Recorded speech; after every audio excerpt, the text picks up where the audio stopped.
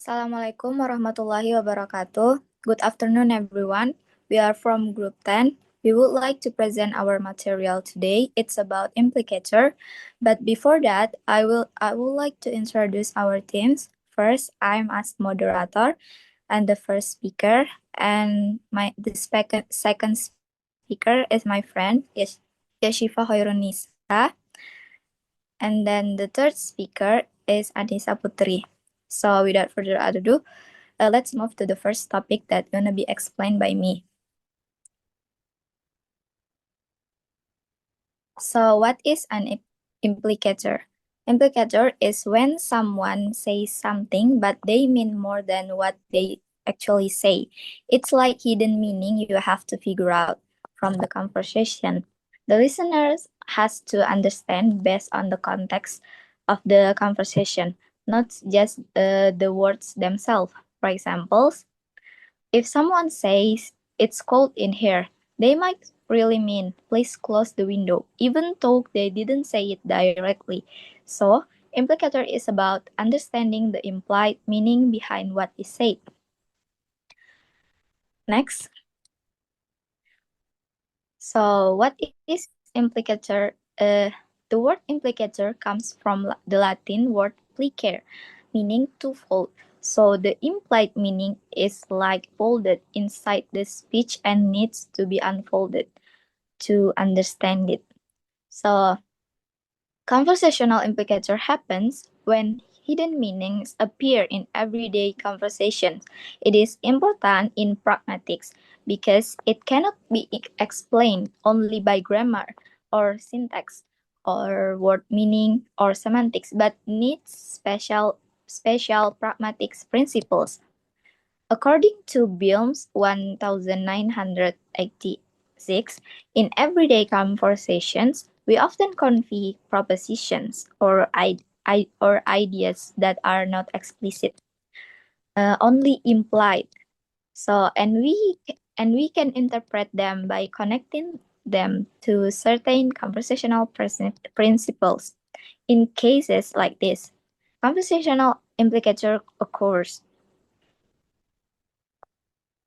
Next, it's about types of implicator.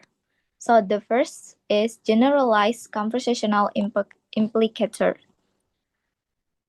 Greece distinguishes two types of conversational implicators. Particularized implicators depend heavily on the specific context. Generalized implicators Generalized implicators typically arise without needing special context. They are linked to the kind of proposition expressed. So imagine you're talking to someone and without thinking too hard, you read between the lines because it's just natural in conversation.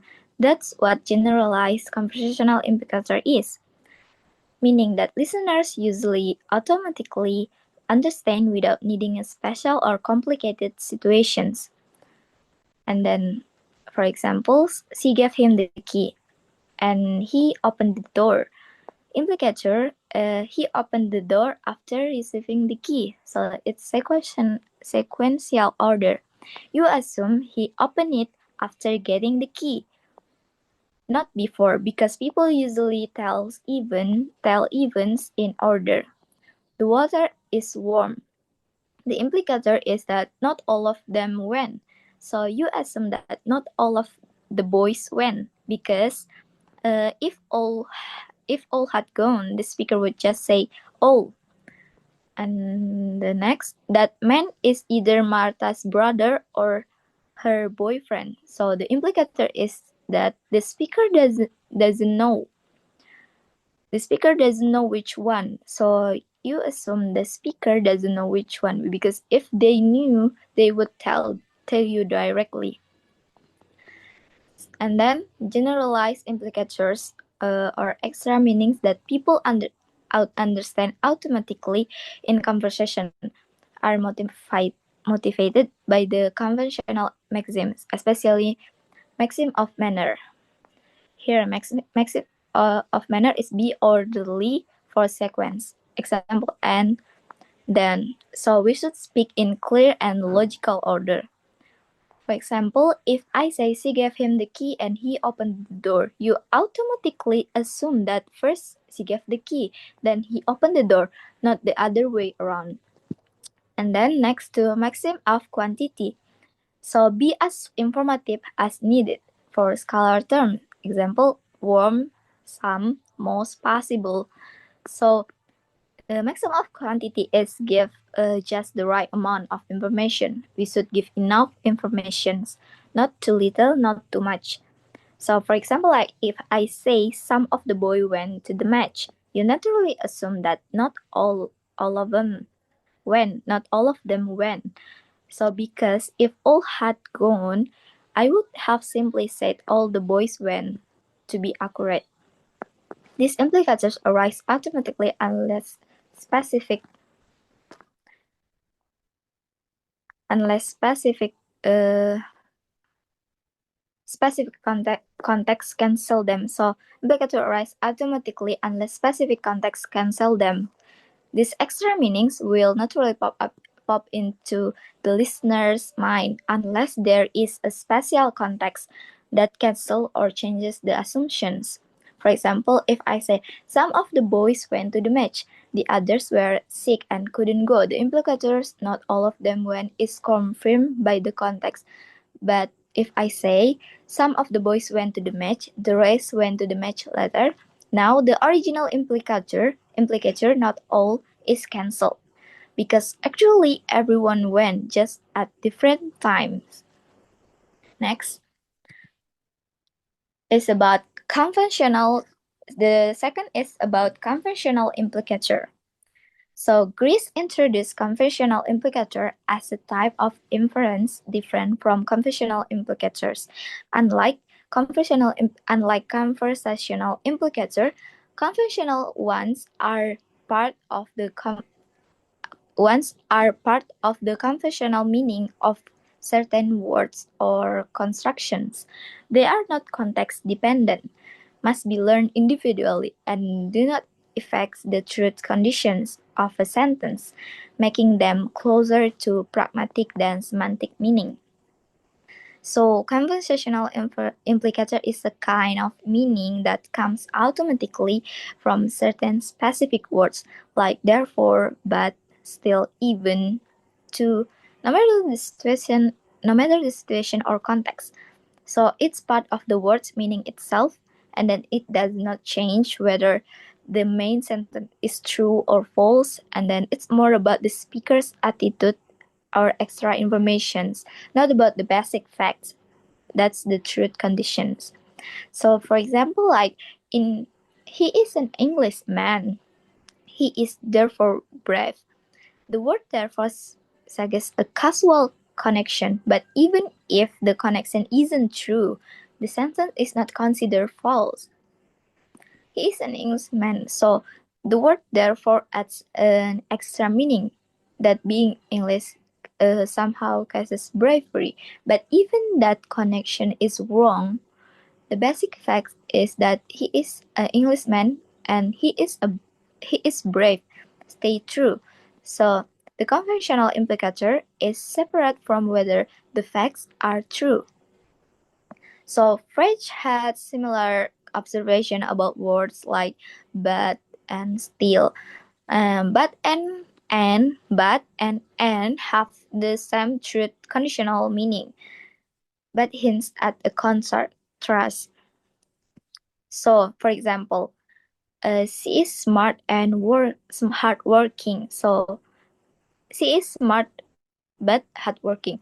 Both sentences mean she is smart and hardworking. The basic facts are the same, so the truth condition is the same. But when you use but, you are hinting there's a contrast or surprise. Like maybe smart people aren't usually hardworking. So still suggests an expectations.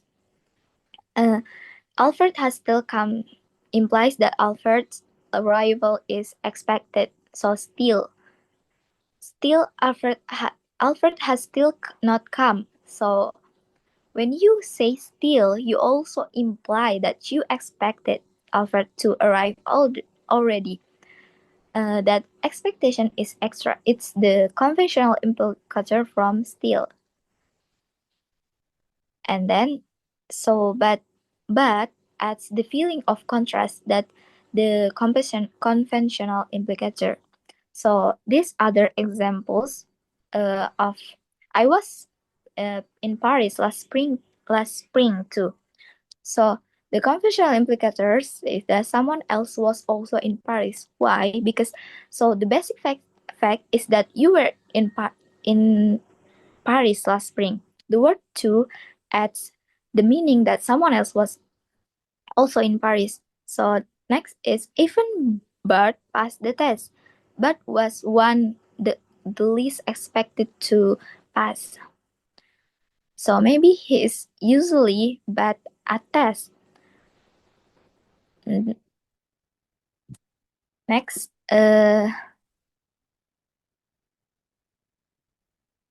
is about conversational implicators. So, conversational implicators are briefly characterized as propositions or assumptions that are not encoded, either completely or not, in what is actually said. So, conversational implicatures means there's a hidden message, something the speaker wants to say but does not say directly. The listener has to figure it out by thinking carefully about what was said and what makes sense in the situation. For example, like the A say, am I in time for supper? And then B said, I've cleared the table.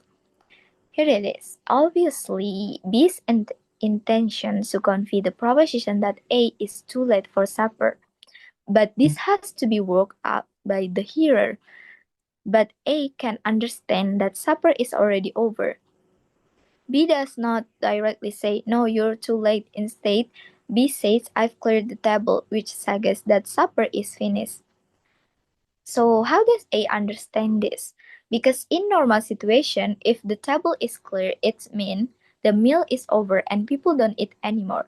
So A can read between the lines and realize I'm too late for supper.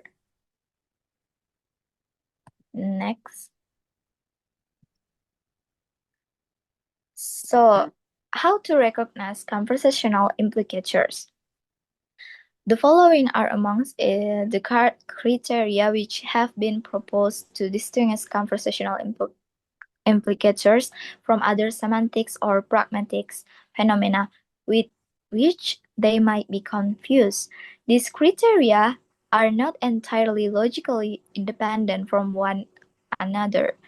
So, first is about context dependent. Context dependence is an expression with a single meaning. Expressing the same proposition can give rise to different conversational implicators in different contexts. So, A, have you cleared the table and washed the dishes? And then B said, I've cleared the table. And then next is, am I time for supper? So B said, I'm cleared the table. In this part, the text is explaining that the same expression can imply different things depending on the context in which it's used. For example, when B says I've cleared the table, it implies that B has done one task, clearing the table, but leaves it open whether the dishes are waste. In the second conversations, even though B says the same sentence, I've cleared the table, the implication might be interpreted differently due to the context related to the question about supper. The purpose of the criterion is to distinguish conversational implicator from, on the one hand, entailments, and the other hand, what have been called conventional implicator. Take entailment first. Next is about divisibility, cancelability. Conversational implicators can be cancelled by additional material without contradiction or anomaly. When the A, did the minister attend the meeting and sign the agreement? And then B, the minister B the minister attend at the meeting, and then the B2, the minister attend the meeting. A statement will be issued later with regard to the agreement. So B's first answer, as it stands, create quite a strong presumptions that the minister did not sign the agreement. However, the additional material in B2 suppresses the implicature. We are no longer entitled or invited to conclude that the agreement was not signed. In the case of a conventional implicator, subsequent inconsistent material simply gives rise to anomaly. So, next, John hasn't arrived yet. I know for a fact he's not coming, although divisibility or cancelability is one of the standard criteria for a conversational implicator. It is nonetheless questionable. The reason is that adding material changes the context. There is no way of suppressing the implicator without doing this. In other words, this criterion adds nothing that is not covered by the criterion of of context dependence. Next is about non-detectability. The same propositional content in the same context will always give rise to the same conversational implicator in whatever form it is expressed. That is to say, the implicator is tied to meaning and not to form. When A said, "Have you cleared the table and what was the dishes?" B said, "I've taken all the things off the table." The focus on how the implicator tied to an expression doesn't change depending on how it is expressed, as long as the meaning remains the same. In the conversations, B's response, "I've taken all the things in the table," implies that B has cleared the table, even if the wording differs from the question. The implicator is connected to the meaning of clear the table, not to be a specific word used. Next is calculability. So a conversational implicator must be calculable using stable general principle on the basis of conventional meaning together with contextual information. So the nature of the calculation will be discussed.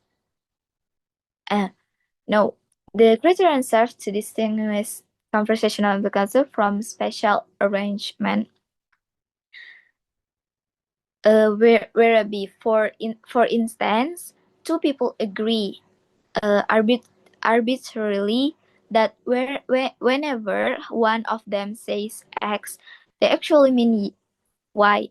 For instance, a husband and wife might fix it between them that if one of them says, "Have you seen anything of Cliff recently?" it will mean, "Let's leave in 15 minutes. This will not be calculable by general principle from the conventional meaning of the utterance together with the contextual information. So conversational implicature must be derivable through general principle that relate the conventional meaning of an expression and the context. This is different from arbitrary agreement or codes that people might establish between themselves. For instance, if two people agree that the phrase "Have you seen anything of Cliff recently?" means "Let's leave it 15 minutes." This isn't a calculable implicature because it's not based on general language rules.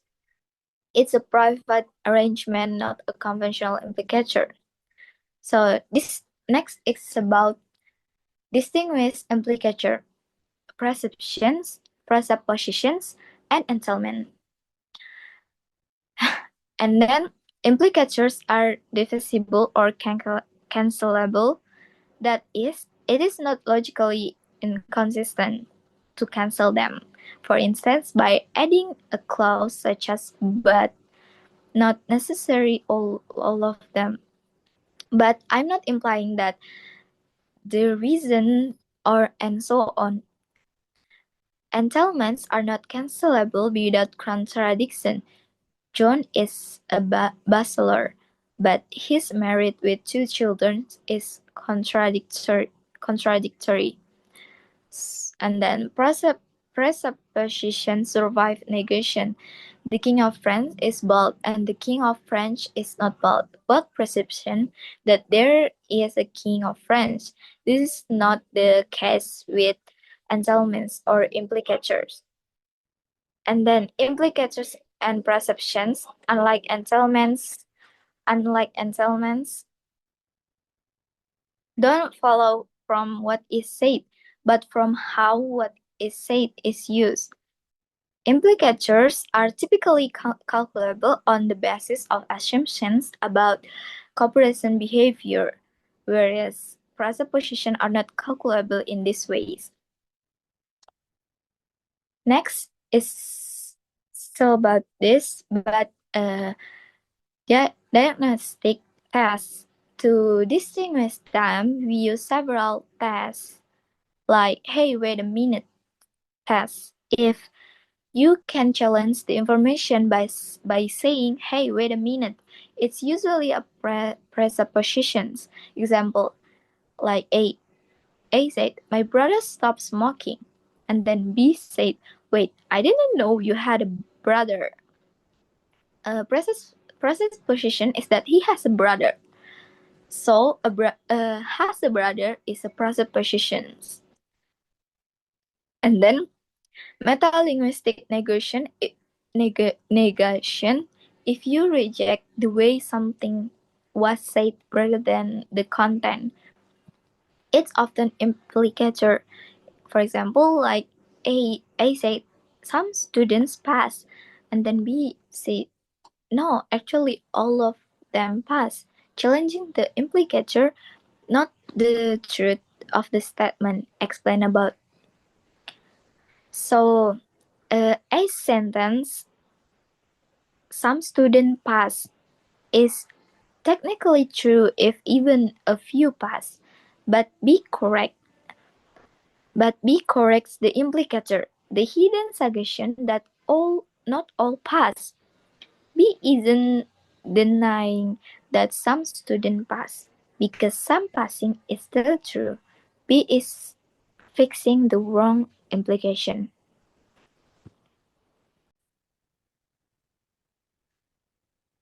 Maybe that's all for me. The next material will be explained by Yashifa Khairunisa.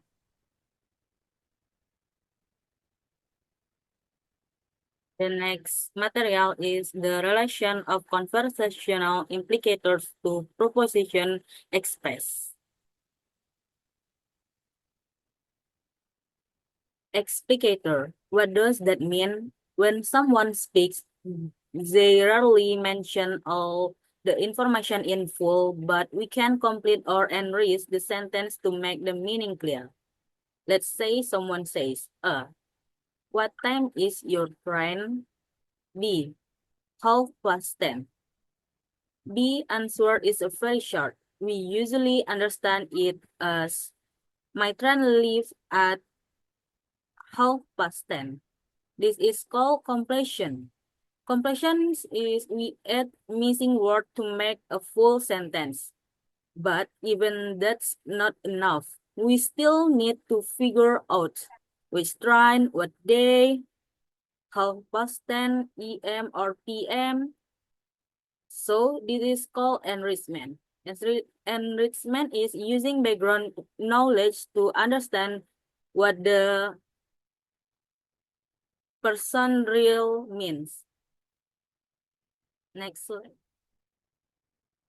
Different from explicator, implicator cannot be taken directly from the sentence structure.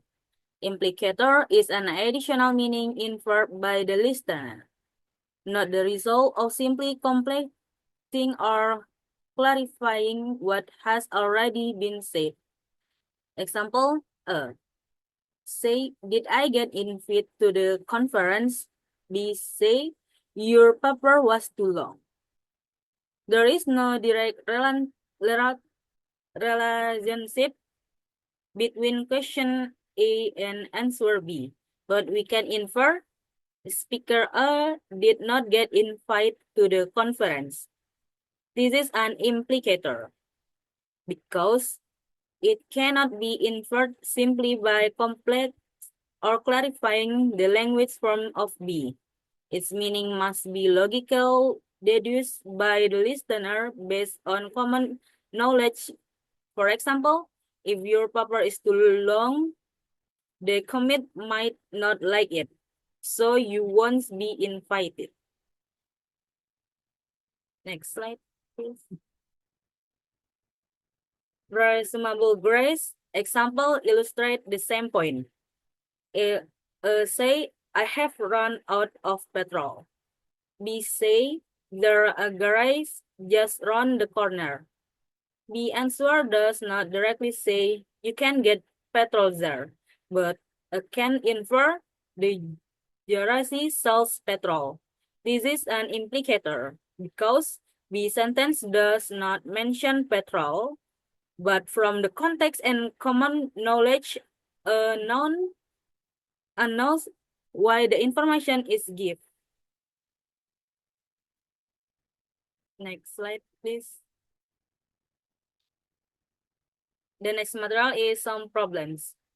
Some criteria used to separate implicator from explicator don't work well, but can depend on context, be non-detectable, or you can change the wording without changing the meaning, and be logically worked out or calculable.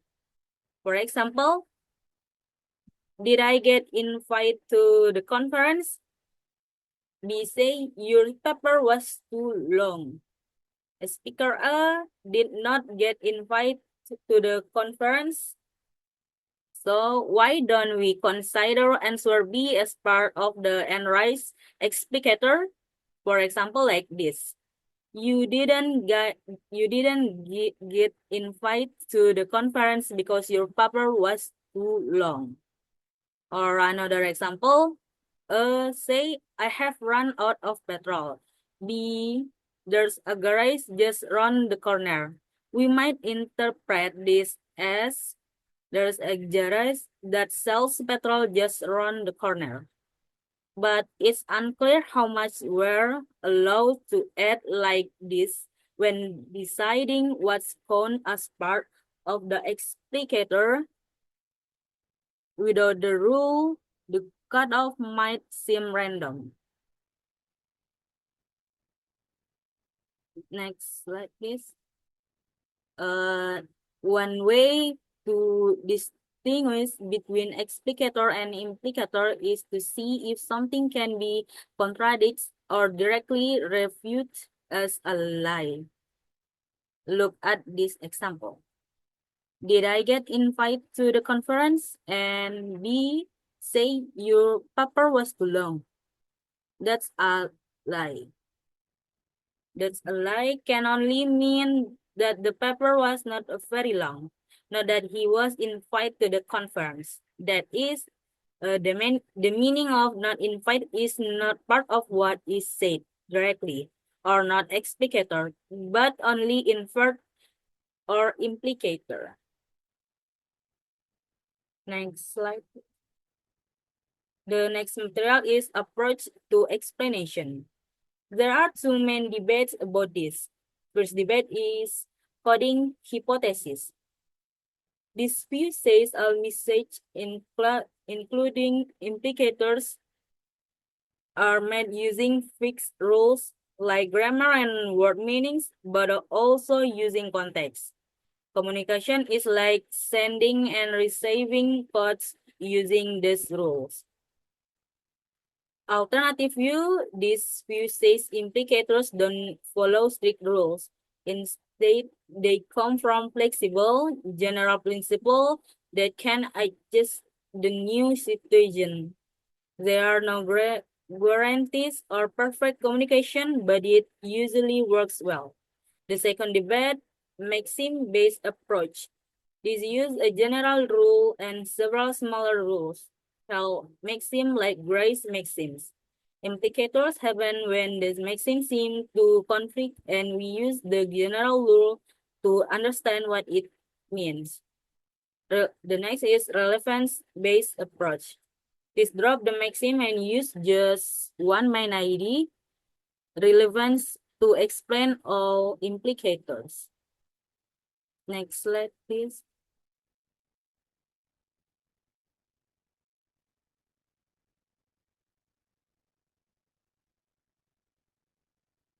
Next, next slide. The next material is how to tell one kind of inference from another. Let's propose two more principles independent of both the politeness principle and the cooperative principle. We shall not propose additional principles, but follow the Grecian example and speak instead of deliberate floating of the principle of politeness. There are two basic possibilities here. One can be superficially polite, but patently insincere, leading to rudeness by implicator, or one can be superficially rude, but patently insecure, leading to politeness by implicator. The insincerity must be indeed patent for the trick to work, and the strategy carries a certain risk that one might be taken at one's word. Let's group the following short of example under what he calls the irony principle.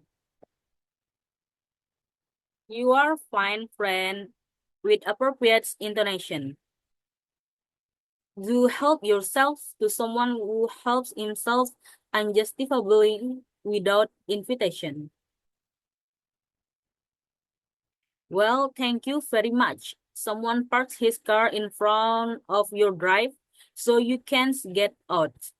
The opposite sort of case comes under Leeds' banter principle, or actually both involve a type of irony. Look, stupid bitch,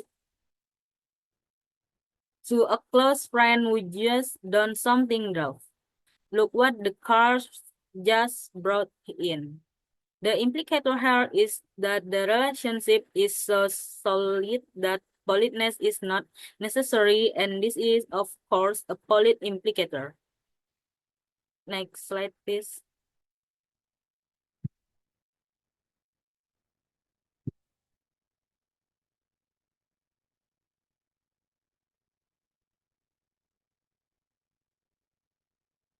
Next slide. Let us begin with some simple example. If our thoughtful and well-informed speaker makes the statement in 22, we will certainly infer that the wealth is dead. We can test to see whether this inference is cancelable or divisible, as in 22, the result is a contradiction. We can test to see whether the inference can be suspended, as in 20b, the result is quite unnatural. We can test to see whether the inference is reinforceable. As in 22c, the result is unnaturally redundant. You can see the 22 statement stated is John killed the wolves. Inferred, the wolves died. So, John killed the wolves, but the wolves did not die. B, John killed the wolves, but I'm not sure whether the wolves died. C, John killed the wolves and the wolves died. D, did John kill the wolves? E, John did not kill the wolves, and the wolves did not die.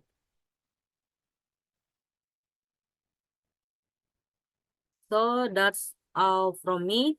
I will give back to the moderator.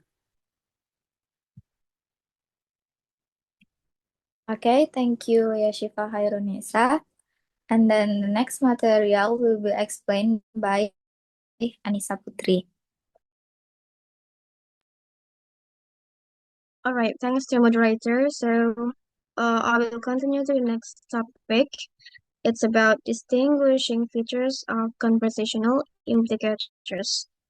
So, in conversational implicatures, we have some distinguishing features. The first is divisibility. Divisibility means conversational implicatures can be cancelled or denied without causing contradiction or anomaly. So, conversational implicatures can be cancelled without having contradiction or anomaly. For example, dear sir, Mr. X's comments of English is excellent, and his attendance at tutorials has been regular, and needless to say, he is highly competent in philosophy. So, what does that mean? Uh, the speaker bisa aja menambahkan sesuatu yang bisa membatalkan implikasi itu tanpa terjadinya masalah.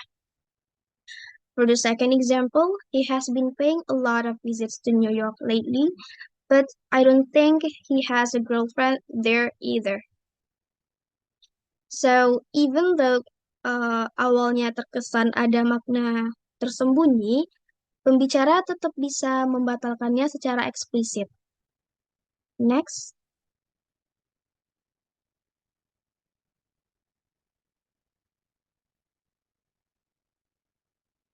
The second distinguishing features is suspendability.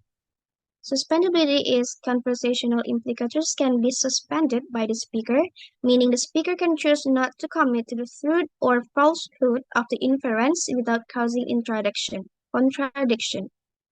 For example, the water must be warm by now, if not boiling. So, based on the example, we can take the meaning uh, pembicara bisa menunjukkan kemungkinan, but tidak sepenuhnya memastikan apakah air itu benar-benar mendidih. The third is calculability.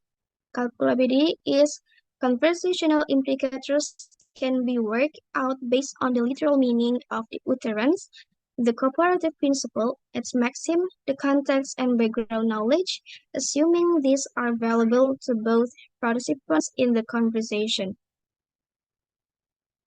For example, Smith doesn't seem to have a girlfriend these days. So B1 reply, he has been paying a lot of visits to New York lately. But B2 reply, he travels to New York quite frequently, I have noticed. So both responses imply the same thing, even though the wording is different. Next.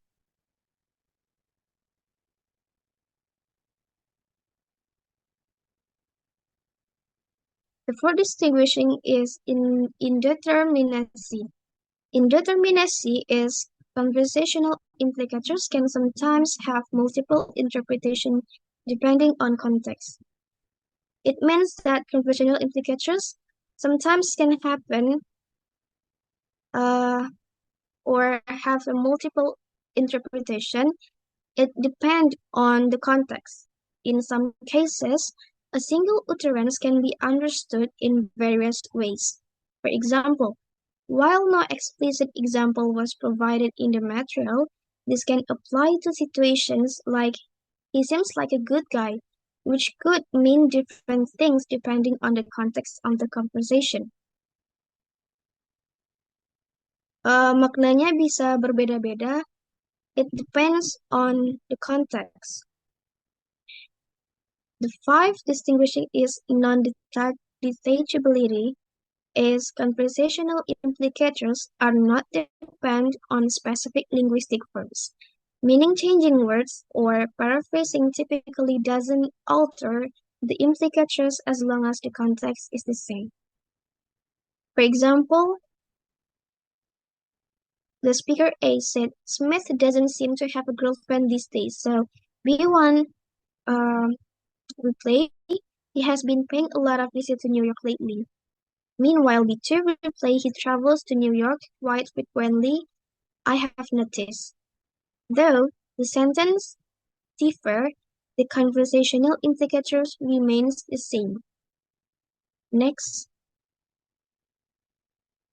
So the last of distinguishing conversational implicatures is reinforceability.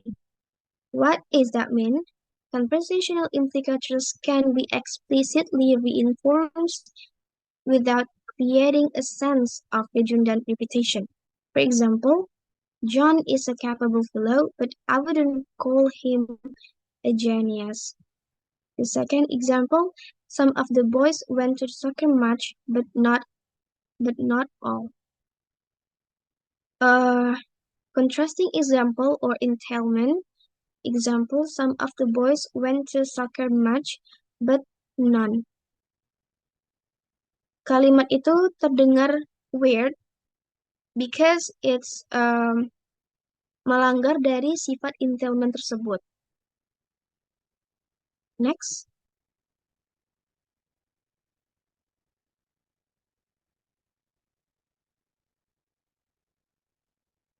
So the next topic is implicature, saying, and contradictability.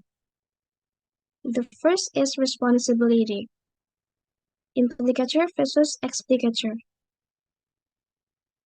First, let's talk about the difference between implicature and explicature in terms of responsibility. When a speaker explicitly says something called an explicator, the speaker holds full responsibility for that information. However, when a speaker only implies something through implicature, the responsibility is lighter. So, in other words, misleading someone through implicature is considered less serious than telling a direct lie. For example, 1. John and the dirty dishes. A said, has John cleared the table and washed the dishes? B replied, he has cleared the table. It's supposed B knows John also washed the dishes but only mentioned part of it. If A then responds, yes, he did, it means not appropriate based on implicature alone. If A responds, you said John hadn't washed the dishes, it means not correct. It would be better to say, you imply that John hadn't washed the dishes. So, and if A then responds, that's a lie, John did wash the dishes, it means not appropriate. At most, B was misleading, not lying.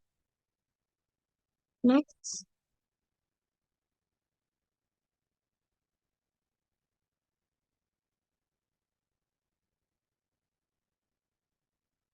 Sometimes implicatures can be as serious as lying. In some cases, an implicature can be as serious as telling a lie. Let's look at another example. A say, what time is the train for London? B replies, 2:30. Speaker B is knowing it's actually at 2:15. If B intends for A to miss the train, not isn't it? It's valid. But if B intends for A said that at 2:30, it's valid. And if B intends for A to miss the train, you told a lie, also valid. Meaning that parts of an explicature, even if not fully spelled out, can still count as lying. Next.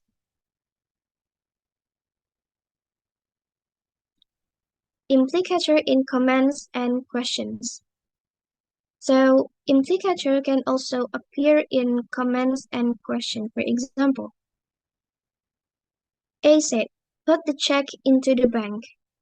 Normally, we can implicate and leave the money there.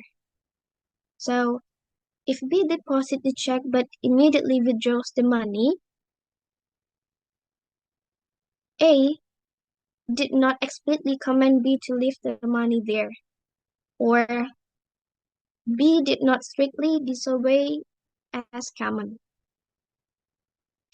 This shows how implicature can affect the interpretation of instruction. Next.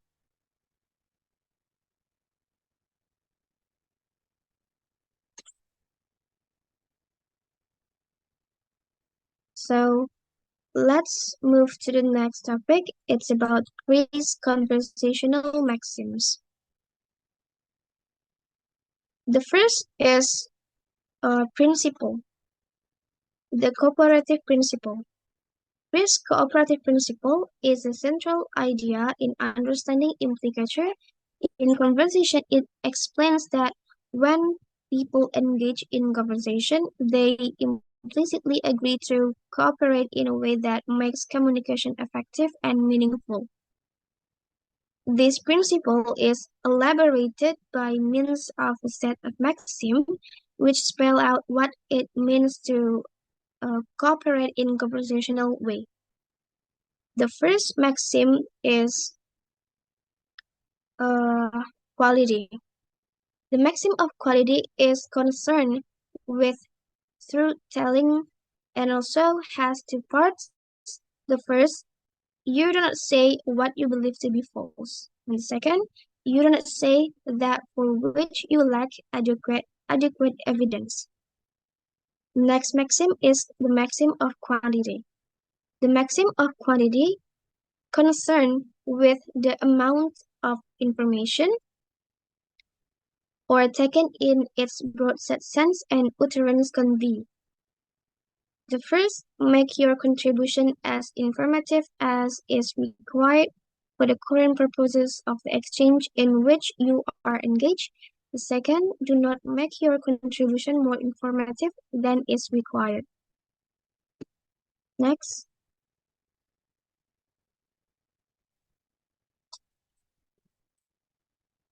So the next maxim is the maxim of relation.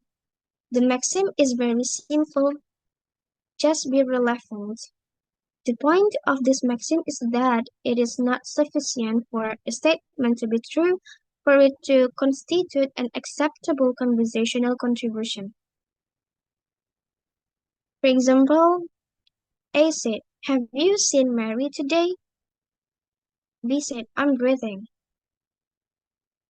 The next maxim is the maxim of manner. The maxim of manner has four components. The first, avoid obscurity. The second, avoid ambiguity. The third, avoid unnecessary prolixity. And the last, be orderly. Next.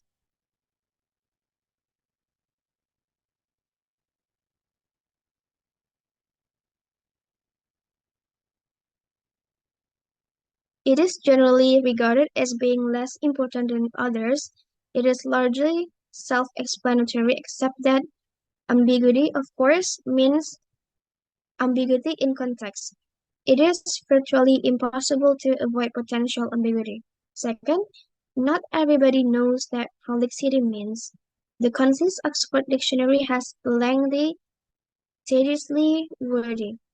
Third, the order lines phrase had in mind was recounting events in the order that they occur, or if temporal relations are not explicitly signaled, a well-known infringement of this sub-maximus.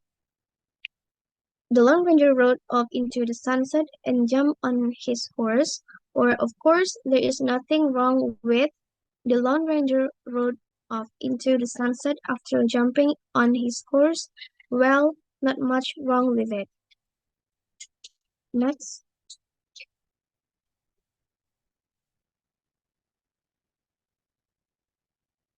The next principle is the nature of the maxims. First, maxims or base conversational principles are not strict rules like grammatical rules.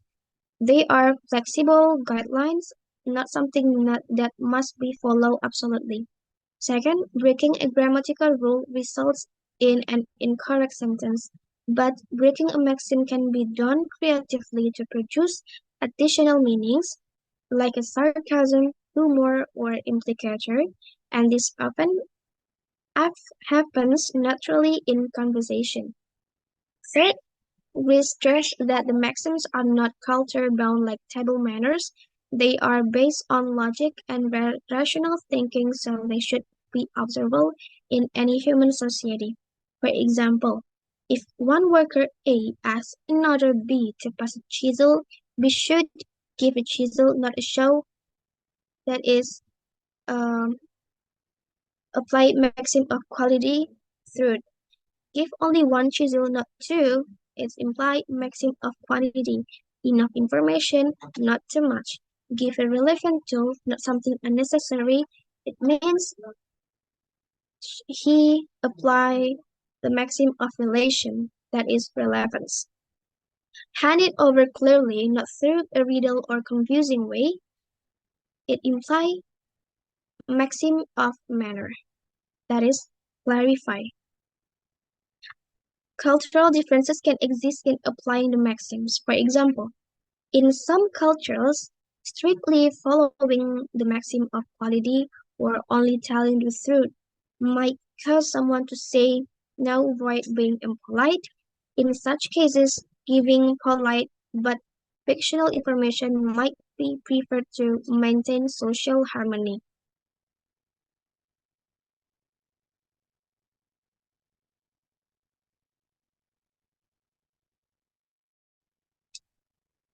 Next is how implicatures arise.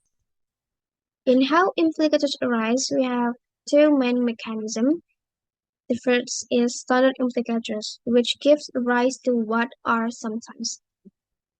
In standard implicatures, we have some cases. The first, a single maxim seems sufficient to explain an implicature. For examples of these are easiest to find with the maxim of relation.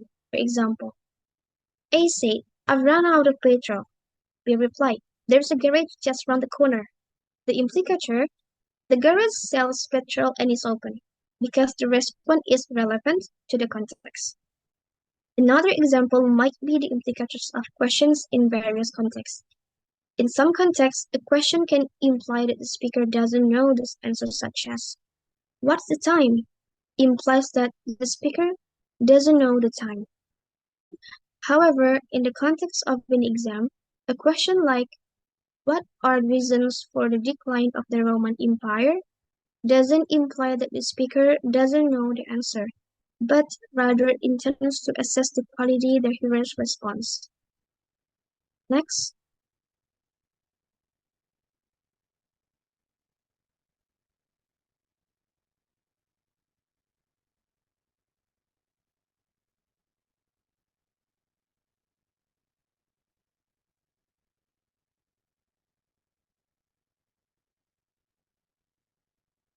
In most cases, or probably more than one maxim is involved.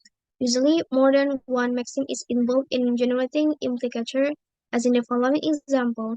A said, where's the corkscrew? And B said, it's either in the top drawer in the kitchen or it's fallen behind the piano. The implicature, B doesn't know exactly where the corkscrew is because they didn't give a definite answer. Another related type of implicature goes under the generic heading of scalar implicature. For instance, when someone says, I've read some of them, it implies they haven't read all of them. If they had read all of the novels, that would have been stronger and more relevant information. So, since a stronger statement was not met, there is an implicature that something prevents. In this case, the most likely possibility is that it would not be true. In the following case, B would be seriously misleading the police officer, although perhaps not actually telling a lie. If he had an addition drawn, 5 double wish list. For example, a police officer, much have you had to drink, sir? And B said, a half pint of lager, officer. Next.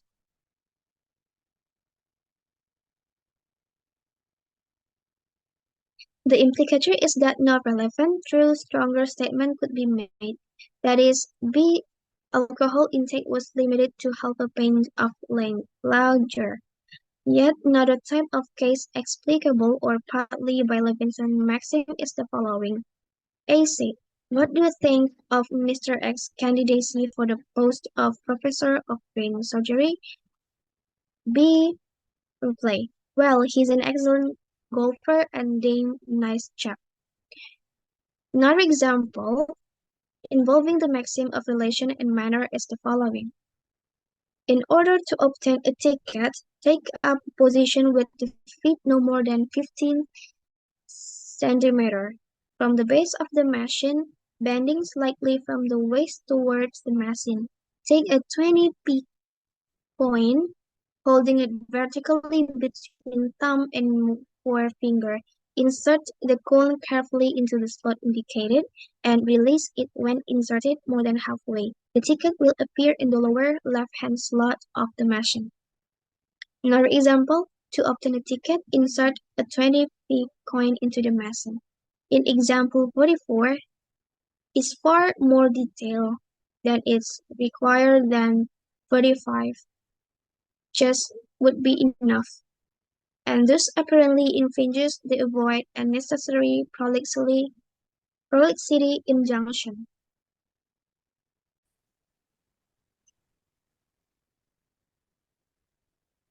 So the second is floating the maxims.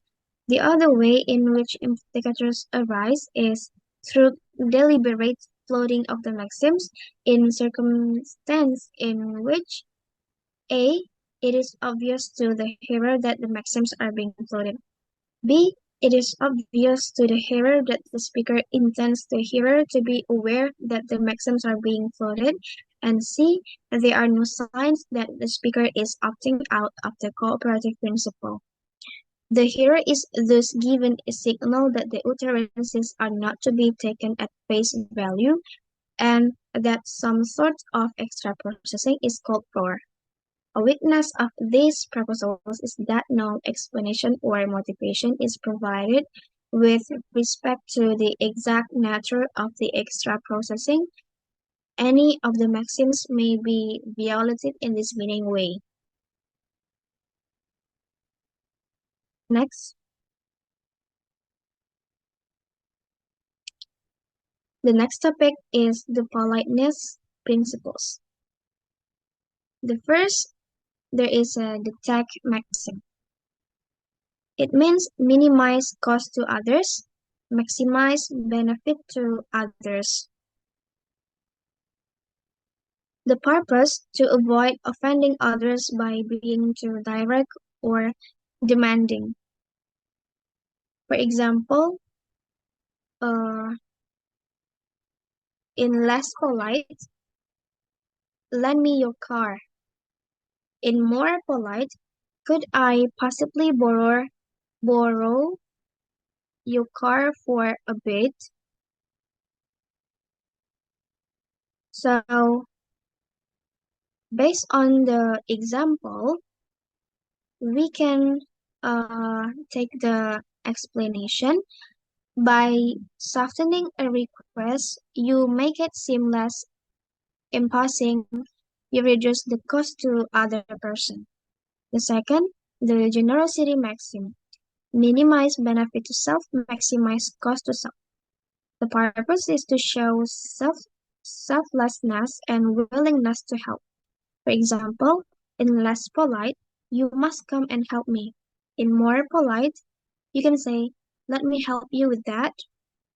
So based on the explanation, emphasize your willingness to give or do something rather than like something for yourself. The third is the approbation maxims or praise maxim. Minimize dispraise of others, maximize praise of others. The purpose is to avoid offending others by negative comments. Instead, be complimentary. For example, in less polite, we can say, that presentation was boring. Meanwhile, in more polite, we can say, you had some interesting points in your presentation. So, based on the example, when you try to uplift others or avoid direct criticism, even if you are giving feedback. Next, the next maxim is the modesty maxim. It means minimize praise or of self, maximize dispraise of self. The purpose is to avoid arrogance and show humility. For example, in less polite, we can say, I'm the best at this job. Meanwhile, in more polite, we can say, I still have a lot to learn. The explanation from the example, when you downplay your own achievements, it makes you seem more polite and approachable. 5. The agreement maxim. It means minimize disagreement between self and other, maximize agreement. The purpose is to keep harmony and avoid confrontation. For example, in less polite, we can say, I completely disagree with you. But meanwhile, in more polite, we can say, I see your point, but I think we could look at it from another angle. So, for the example, we can do the explanation. When you show respect for others' opinion, even if you are going to disagree by softening the disagreement. 6. The sympathy maxim. It means minimize antipathy between self and other is maximize sympathy. The purpose is to show concern and empathy. For example, in polite, I'm so sorry to hear about your loss. So, we can take the explanation by expressing sympathy shows uphill care about the other person's emotion, which is strength and strengthens social bonds. And the next maxim is the consideration maxim, or an extension or addition in some versions. It means be considerate and thoughtful of the feelings, needs, and preferences of others. The purpose is to promote kindness, patience, and awareness of others' well-being. For example, offering a drink to guests before starting a meeting. This goes beyond words and includes thoughtful behavior that ensures others feel respected and cared for.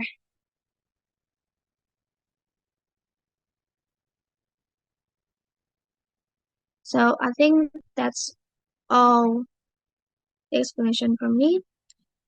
Back to the moderator. Okay, thank you for Anissa Putri. Maybe that's all for our explanations about Implicature. If you have any additional information or question, we will continue in the WhatsApp group. Thank you.